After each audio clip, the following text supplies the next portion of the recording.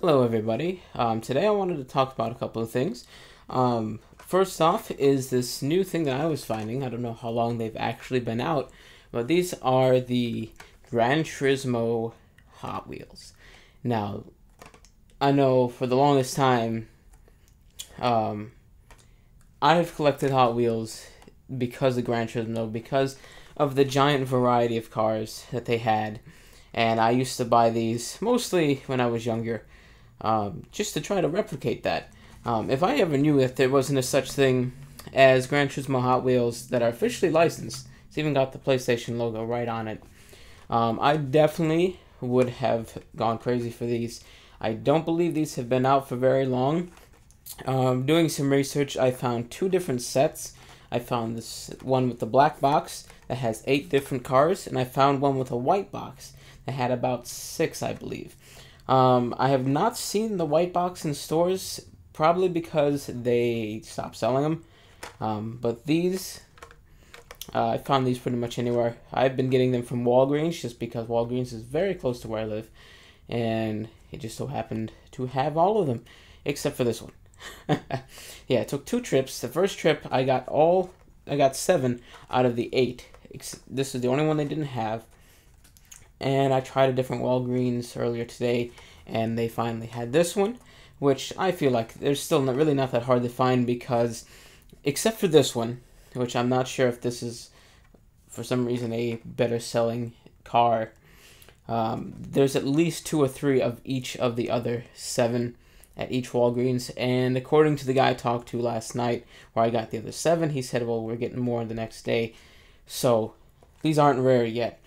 However, the second topic I wanted to talk about was the fact that, Hot Wheels, 99 cents, $1.09, depending where you go, per car. These as a set, the set of 8, is on eBay, going anywhere between $30 and $50, which makes absolutely no sense because these are not rare by any means, and they only cost you about $8 for a full set.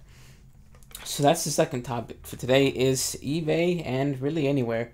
The price gouging that happens in the gaming industry anymore. Now, it happens a lot more, I've noticed, with eBay sellers just because they really don't know what they're doing half the time. It's just people that said, oh, I have this old stuff, let me get rid of it. And they go online, they look it up, they look for the highest price thing that's sold, and like, oh, if they can do that, I can do that. Or they go and you find resellers. You go to places like flea markets, thrift shops, garage sales, and they find some people who just don't want the stuff, and they sell it to them for like $5 for a box, which is something I've gotten before, luckily. But then they take it and they sell everything for like $10-15 a piece out of that box, and even if it's not worth it, for example, let's say they pay $10 for an item, well, then they're going to charge $12, and then the next person that goes to sell it says, oh, well, they got $12, so I'm going to charge $12, and it just goes on from there. It's a very sad thing, and I've seen it mostly with older games and some that are hard to find that are out now. Like the Amiibos went crazy.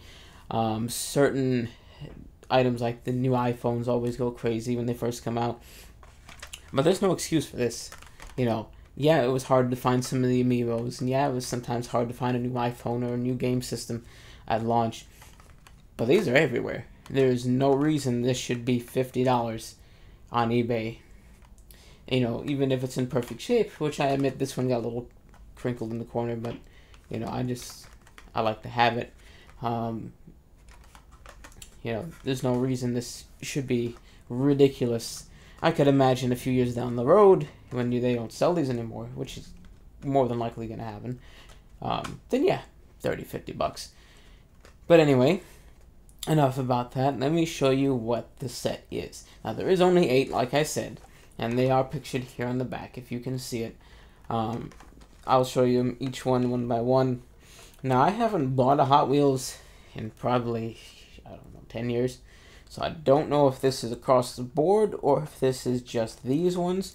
But I'd have to say these ones, the quality of just the detail may have dropped a little. Like I said, I haven't bought one in years, so I don't know if this is the same. I don't really remember. For example, if you can see, the headlights on this car are red. They are the same color as the rest of the car. Now that's, you know, if they were mass produced, I can understand. They are a special edition. You think they'd put a little more effort in it, but other than that, I mean, the paint job looks pretty nice.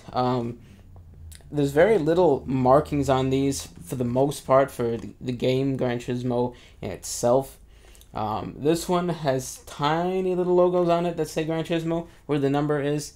On the side of the car, it says Gran Turismo above it. It does have a polyphony logo on it over here, which is the game developer. But other than that, this one specifically doesn't have a lot of markings. I say this one specifically because that will change with certain models.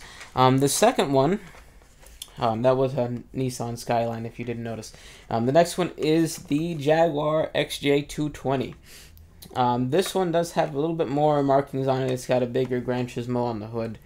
It says Champion on the side, which they are a parts company. They make spark plugs and other things. Mostly just, racing decorations, simple stuff like that. This one, the biggest thing I felt was weird about this one was the headlights. They were painted specifically to look like headlights, but yet they're kind of weird looking. Maybe not from a distance. Let's see. Not so bad from a distance, but up close they look kind of funny. The third one is the Ford GT-LM. And this one I really, really like. It's got a matte finish paint job on it with a ton of Gran Turismo logos all over the side. There's 3 on the side, 1 on the top. There's polyphony logos. There's an American flag because Ford. But other than that, I'm really, really impressed with the matte finish. That's something you don't see too often, especially not with this.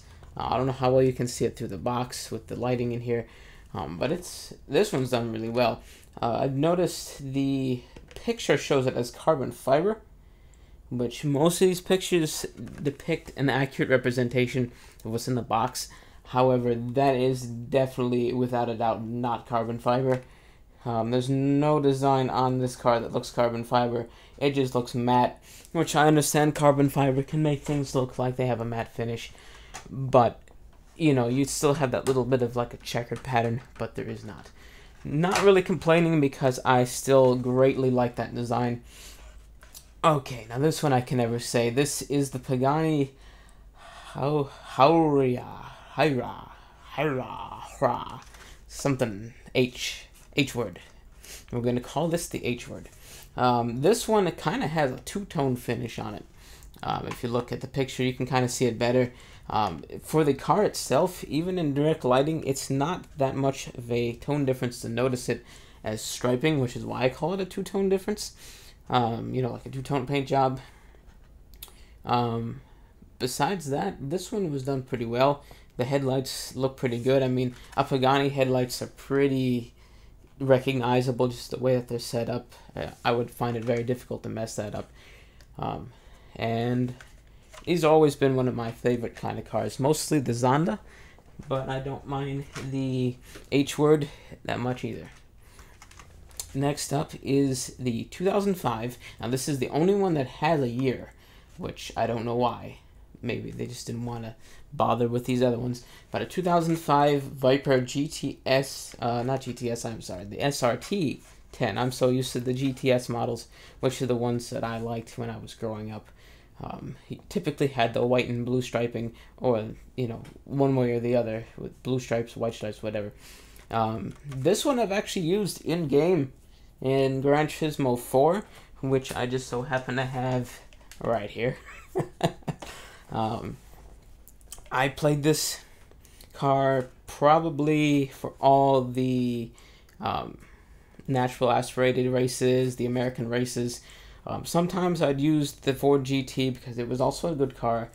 Tried a Corvette, it was okay. Tried the Cadillac, it was hard to steer with. The Viper, for having 1,000 horsepower, was handling very well in the game. But as far as the car itself goes, once again, the taillights are kind of just the same color as the vehicle. But It is just a 99-cent toy car, so what do you expect? The next one is the Aston Martin 177. Now, I've never was much to use Aston Martin in the game, mostly because they were heavy, and because of that, they didn't steer very well.